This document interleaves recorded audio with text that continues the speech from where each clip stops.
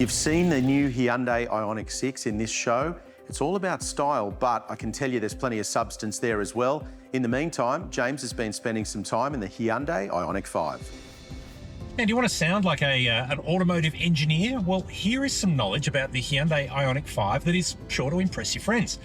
This car rides on what is known as the EGMP platform. That is the Electric Global Mobility Platform, and it's the same underneath bits that are used by the Kia EV6, the Hyundai Ioniq 6 and the Genesis GV60.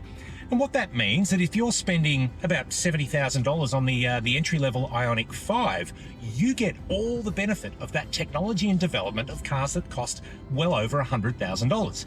That means things like high-speed charging, the vehicle-to-load capability, and the ongoing development is shared across all of those models, which is a really, really smart way to do it.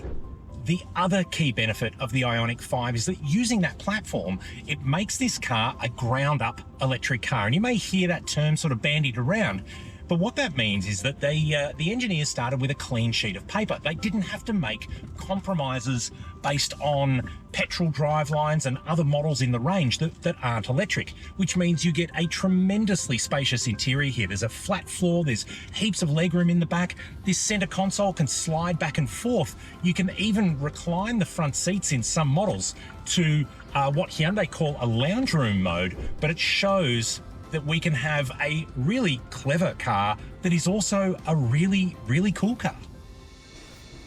Batteries and range anxiety are two of the biggest hurdles for people wanting to get into the electric vehicle market. But as we've discussed, if you break down how you actually drive, it's not an issue for most owners. So let's talk to Hyundai owner PK and see how his experience has been. PK, firstly, tell us what made you want to buy an electric car? So I decided to purchase an electric vehicle because some environmental factors. It was a new shiny toy. I'd been doing a bit of research about cars. I'd been looking at getting a hybrid, and then I came across the Hyundai. What made you choose the Ioniq 5 over other cars that you were cross-shopping?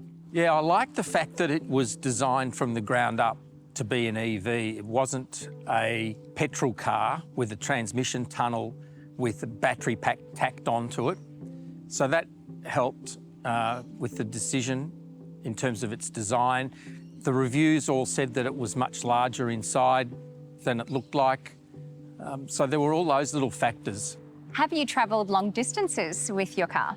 Yeah, so we did a trip from Melbourne to Penola and Coonawarra earlier this year.